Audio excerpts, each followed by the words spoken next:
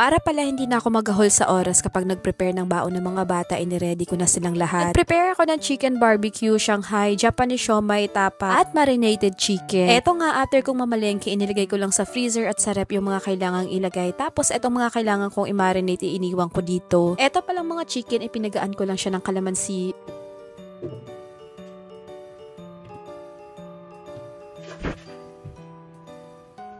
Itong tanglad pala para to sa chicken barbecue, nilinisan ko lang tapos pupukpukin ko yan at hihiwain.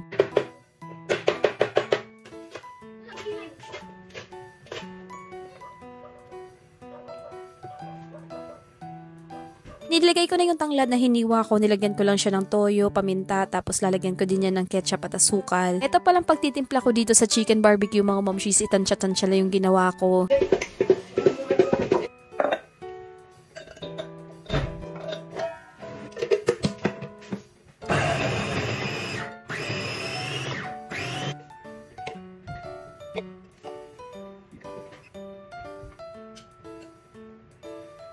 Sa tapa naman, para hindi na ako matagalan sa pagpapalambot nito kapag pinabaon ko sa mga bata, ipapalambutan ko na yan. Lagyan ko lang siya ng saktong amount ng tubig, kalamansi, toyo, asukal at suka. Okay lang mga momshies kung medyo matabang yung pagkakatimpla natin dito. Kasi kapag ininit natin yan at pinabaon natin yan sa mga bata, pwede pa natin siyang dagdagan ng timpla. At ayan, naglagay lang din ako ng maraming bawang, tapos papakuluan ko na yan gamit ang pressure cooker. After ko maisa lang yung baka, binalikan ko nga itong chicken. Pala mga momshies, pwede nyo siyang sa chiller lang ilagay ng 2 to 3 days. Pero kung hindi nyo agad siya lulutuin, sa freezer nyo siya ilalagay at nagtatagal yan ng 4 to 6 months. Ito namang carrots, sibuyas at bell pepper, i-grinain ko lang yan para naman yan sa Shanghai.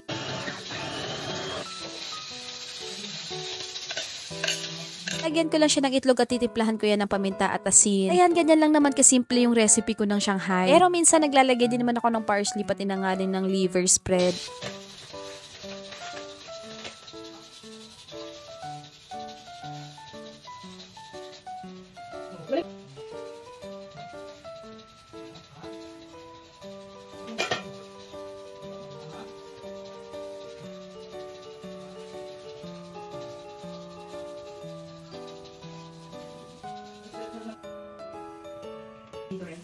At ayan, natapos ko na yung Shanghai. Bali yung pambaon ng mga bata, inilagay ko lang siya sa plastic. Tapos nagtira din ako para sa ulam namin sa hapunan. Marami pa nga rin palang natirang giniling at saktong-sakto naman na marami din kaming nori at crab stick. Kaya naman gumawa din ako ng siomai. Yung giniling pala mga momshies, idinagdagan ko lang siya ng timpla na oyster sauce pati na nga rin sesame oil.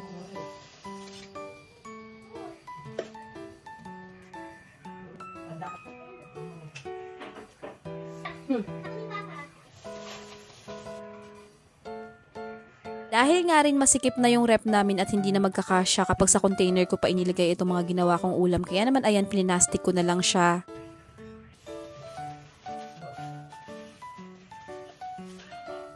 Ito namang chicken breast, minarinate ko lang yan at i-coat ko lang yan ng breadcrumbs kapag lulutuin ko na.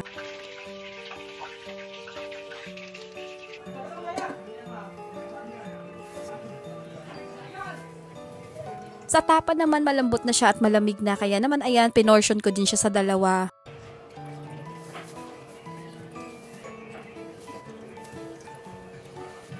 At ayan na nga, na-ready ko na yung pambaon ng mga bata ng ilang araw.